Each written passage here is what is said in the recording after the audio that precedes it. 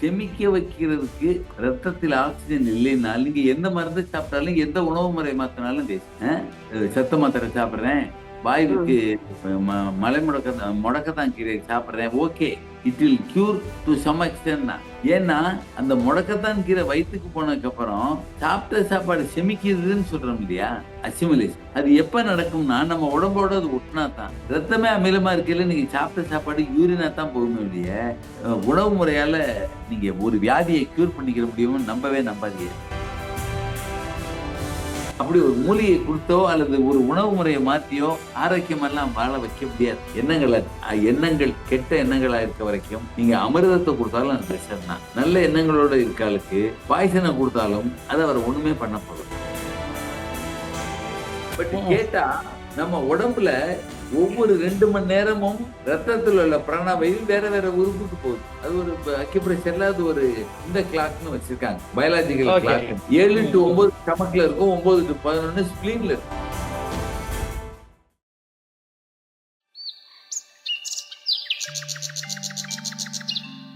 வாதம் பித்தம் அதிகமா இருக்கிறதால அவங்களுடைய வைத்தியர் வந்துட்டு கிரீன் வெஜிடபிள்ஸ் சாப்பிடக்கூடாதுன்னு சொல்லியிருக்காங்க. இது எப்படிங்க ஐயா? எனக்கு அவ்வளவு ஆழமான கருத்து இல்ல, இந்த டாக்டர் சொன்னதை பத்தி எனக்கு புரிதல் இல்ல. வணக்கம் அருணா மேம். ஐயா வணக்கம். ஐயா, இன்னைக்கு உணவு முறை பத்தி பேசுறீங்க, எனக்கு ரொம்ப பிடிச்சிருந்தது. இந்த முடக்குவாதம் இன்னைக்கு ரொம்ப சின்ன வயசுல நிறைய பேருக்கு, பெண்களுக்கு இந்த பிசிஓடி ப்ராப்ளம் நிறைய இருக்குது. எங்க குடும்பத்துல நிறைய பேருக்கு இருக்குது. முடக்குவாதம் அப்படின்னு ரொமட்டாய்டு ஆர்த்தடிஸ், அதுக்கு என்ன மாதிரி ஸ்பெஷலா உணவு எடுத்துக்கலாம் அப்படின்னு கொஞ்சம் தெரிஞ்சுக்கலாமா ஐயா? நீங்க திருப்பி திருப்பி உணவை கேட்டு பிரயோஜனமே இல்லை. நீங்க உங்களுடைய ரத்தத்தில் எந்த உணவை அல்லது எந்த மருந்தையும் செமிக்க வைக்கிறதுக்கு ரத்தத்தில் ஆக்சிஜன் இல்லைன்னா நீங்க எந்த மருந்து சாப்பிட்டாலும் எந்த உணவு முறை மாத்தினாலும் சத்த மாத்திரை சாப்பிடுறேன், வாய்வுக்கு மலை முடக்கத்தான் கீரை சாப்பிடுறேன், okay, it will cure to some extent தான். ஏன்னா அந்த முடக்கத்தான் கீரை வயிற்றுக்கு போனதுக்கு அப்புறம் சாப்பிட்ட சாப்பாடு செமிக்கிறதுன்னு சொல்றோம் இல்லையா, அசிமுலேஷன். அது எப்ப நடக்கும்னா நம்ம உடம்போட அது ஒட்டினா தான். ரத்தமே அமிலமா இருக்கையில நீங்க சாப்பிட்ட சாப்பாடு யூரினா தான் போகுமே இல்லைய, உணவு முறையால நீங்க ஒரு வியாதியை கியூர் பண்ணிக்கிற முடியும்னு நம்பவே நம்பாதீங்க. கட்டாயமா கிடையாது. எந்த உணவை சாப்பிட்டாலும் அதை உங்க உடம்பு ஜீரணிக்கக்கூடிய ஆற்றல் இல்லைன்னா, அது சத்து மாத்திரையா இருந்தா, சித்த வைத்திய மூலிகையா இருந்தா, உணவு முறையா இருந்தா, உடம்போட ஒட்டுறதுக்கு வழி செய்யாம சாப்பிட்டே நம்ம நினைச்சுக்கிட்டு என்ன பண்ண போறோம்? அதுதான் என்னுடைய குருநாதருடைய ஆழமான கருத்து. சாப்பிடும் உணவு எதுவும் விஷம் அல்ல, நமது எண்ணங்கள் அதை விஷமாக்கிட்டே அதுல இருந்து வெளியே வரணும். அதனால நீங்க உடனே மலை முடக்கத்தான் சாப்பிடுங்க, முடக்கத்தான் கீரை சாப்பிடுங்க, மூட்டு வலிக்கு என்ன தைவேலைன்னு ஒரு மூலிகை, அதை அரைச்சு தடவுங்கன்னு சொல்லுவாங்க. அதெல்லாம் பியூர் டெம்பரரி, அடுத்த 3 நாளையில வந்துடும். நம்ம எண்ணங்கள் தான் அங்க வாய்வா போய் உட்கார்ந்துருக்க ஒழிய, நமக்கு எதிர்மறை எண்ணங்களும் கோபமும் கவலையும் வெறுப்பான எண்ணங்களும் தான் வியாதியை ஒழிய, அந்த வியாதியை போக்குறதுக்கு இதை சாப்பிட்டு நம்ம அப்படித்தான் நினைச்சுக்கிட்டு இருப்பேன்னா என்ன பண்ண, எப்படி கியூர் பண்ண முடியும்? கட்டாயமா இல்ல. ஏன்னா ஒரு ஒரு பொய்யான வாசகத்தை எல்லாருக்கும் தெரியப்படுத்தல. எந்த மூலிகையிட்டும் அது உடம்போட ஒட்டுற அளவுக்கு நமக்கு எண்ணங்கள் இருந்தா மாத்திரம்தான் உணவு முறையை ஒழிய, வாழ்வியல் நல்ல வாழ்வியலோட வராத வரைக்கும் இந்த உணவு அப்படிதான் பார்த்தோம்னா, ஒரு மூட்டு வலியே இல்லாத தானே முடக்கத்தான் கீரை சாப்பிட்டாரு இல்ல. லிவரை சரி பண்றதுக்கு எல்லாம் கீழான இல்லையா சாப்பிட்டோம் இல்ல. சுவாச காற்று குடிச்சு அது வேலையை பார்த்துச்சு, அதுக்கு விடல. அதனால என்ன உணவு முறைன்னு நீங்க என்ன கேட்டாலும் நான் சொல்ற ஆன்சர் பூரா பயனற்றதுதான். அப்படி ஒரு மூலிகை கொடுத்தோ அல்லது ஒரு உணவு முறையை மாத்தியோ ஆரோக்கியமெல்லாம் வாழ வைக்க முடியாது. எண்ணங்கள் கெட்ட எண்ணங்களா இருக்க வரைக்கும் நீங்க அமிர்தத்தை கொடுத்தாலும் அது விஷம் தான். நல்ல எண்ணங்களோட இருக்காளுக்கு பாய்சனை கொடுத்தாலும் அதை அவர் ஒண்ணுமே பண்ண போறது. ஐயா ரொம்ப நன்றி ஐயா. அமிர்தத்தை கொடுத்தாலும் விஷமா மாறும், எண்ணங்கள் அமிர்தத்தையும் விஷமா மாத்திரும் சொல்றீங்க பாருங்க, அது ரொம்ப அற்புதமான வார்த்தை. அதனால மூட்டு வலிய எண்ணங்களற்ற மருமக மதிக்கல, மகளுக்கு நல்ல வாழ்க்கை இல்ல, மகளுக்கு குழந்தை பிறக்கல, இதை நினைச்சு நீங்க என்ன பண்ண போறீங்க? உங்க பிராணாபுரம் அதுக்கு வரையும் பண்ணிட்டு இந்த உடம்புக்கு துரோகம் பண்ணிட்டு சுவாசித்த காற்றை இந்த உடம்புக்கு கொடுக்காம எதிர்மறை எண்ணங்களால விரயம் பண்ணிட்டு இந்த உடம்புக்கு துரோகம் பண்றது மாத்திரம் தாங்க வியாதி. ஐயா இன்னொரு கேள்வி ஐயா. ஒரு 6 மாசமா ஒரு பெண் உறுப்புல பயங்கர அரிச்சலோட இருக்குது. வைத்தியங்கள்லாம் பண்ணிட்டாங்க, ஸ்டீராய்டு கூட எடுத்து பார்த்துட்டாங்க, கேன்சர் டெஸ்டும் பண்ணி பார்த்துட்டாங்க. ஆனாலும் எதுவும் இல்ல, நல்லா இருக்குன்றாங்க. ஆனாலும் அந்த நமைச்சல் எப்பவுமே 24 hours நமைச்சல்ன்ற மாதிரிதான் இருக்குது. தூங்குற நேரத்துலதான் கொஞ்சம் அமைதியா இருக்கிறாங்க, மத்த நேரத்துல எல்லாம் அந்த உறுப்புல ஒரு நமைச்சல் இருந்துட்டே இருக்குதுன்றாங்க. அது எந்த மாதிரி எண்ணத்தை சரி பண்ணிக்கணும், இல்ல வேற ஏதாவது வழிமுறை இருக்குதா அப்படின்னு தெரிஞ்சுக்கணும். இல்ல அப்படி ஒரு மருந்து கொடுத்தெல்லாம் அந்த அரிப்பை நிறுத்த முடியாது. அதான் அது ஒரு ஆழமான அது இப்ப பப்ளிக்ல பேச வேண்டாத ஒரு. ஐயா வணக்கம். ஒரு சின்ன கேள்விதான். அதாவது இந்த யோகி ஒரு வேளையும், போகி 2 வேளையும், ரோகி 3 வேளை உணவு எடுத்துக்கிறாங்க அப்படின்னாங்க. இதுல சிறந்தது ஒரு வேளைன்னு கூட சொல்லலாம். அது எந்த டைம்ல அதை எடுக்கலாம் அப்படின்னு சொல்லிட்டு அது ஒரு கேள்வியா இருக்குதுங்கய்யா. 2 டைம் சாப்பிடுறதுன்னா உணவு சாப்பிட வேண்டிய நேரம் காலையில 7 to 9. சரிங்க.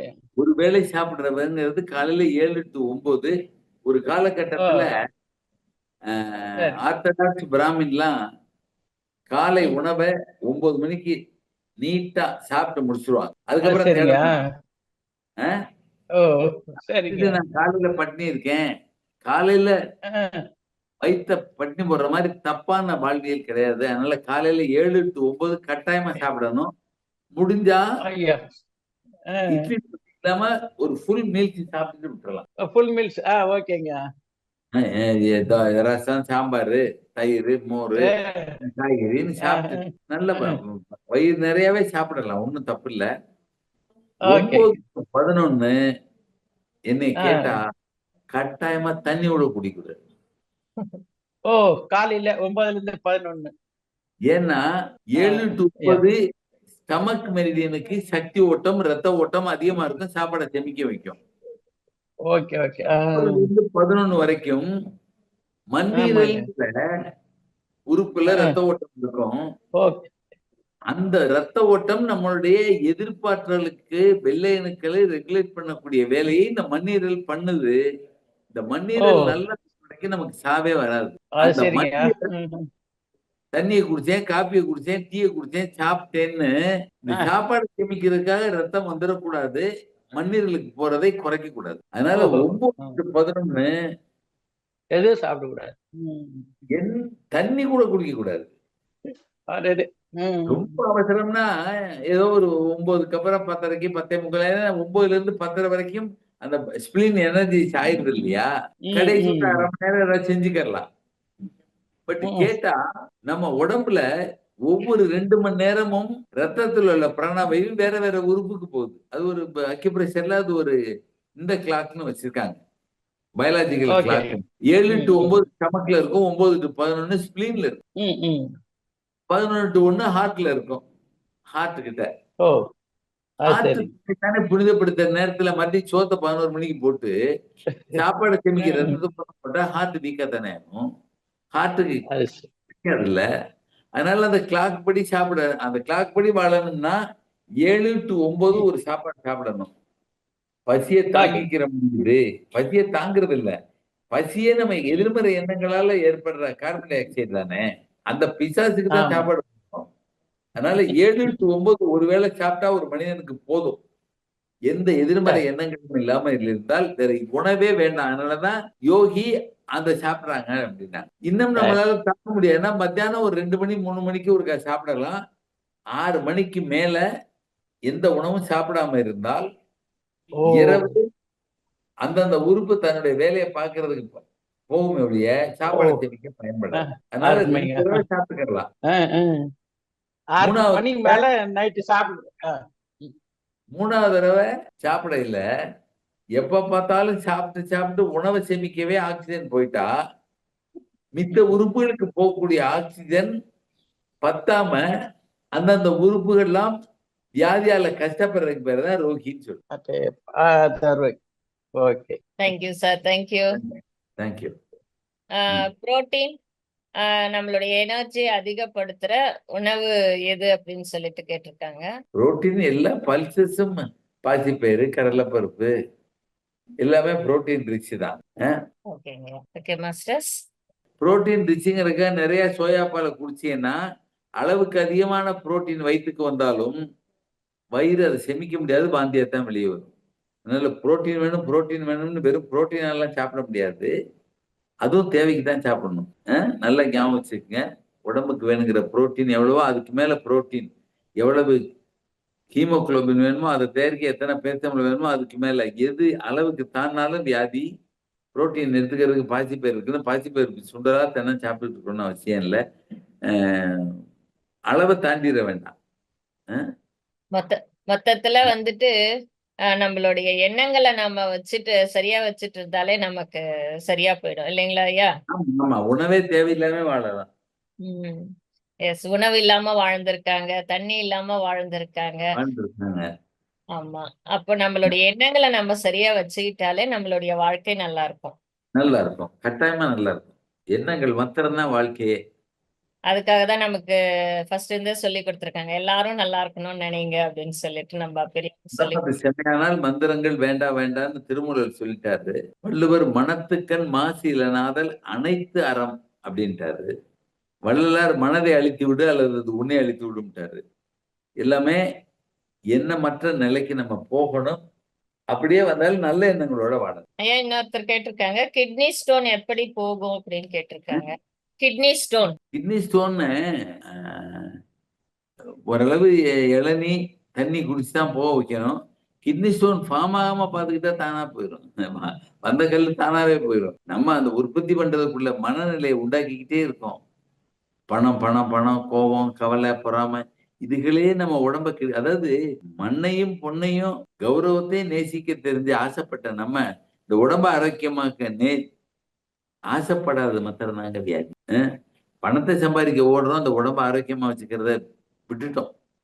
இந்த உடம்பு இருந்தா தான் நம்ம சம்பாதிக்க முடியுங்கிறத மறந்துட்டு பணத்து பின்னாடியும் கௌரவத்து பின்னாடியும் ஓடி ஓடி இந்த உடம்புக்கு பிராணவாயுவை கொடுக்காம அதை துரோகம் பண்ணது மாத்திரம் தாங்க வியாதி. கல்லு பாமான எல்லாம் 3 நாள் தானா வெளியே போயிடும். என்ன மற்ற நிலைக்கு வந்தீங்கன்னா ஏதோ ஒரு வேலை பார்க்கறோம்னா அது அரசாங்கம் கொடுத்த கடமை இல்லாம அந்த போஸ்ட தலையில தூக்கி வச்சு என்ன பண்ண போறோம்? அந்த கௌரவத்தை தேடி தேடி அலைஞ்சு என்ன பண்ண போறோம்?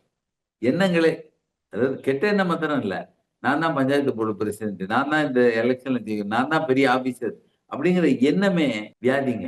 என்னுடைய நண்பர்கள் நிறைய பேர் வேலை பார்த்தவங்க போர்டையே காணமேன்னாங்க.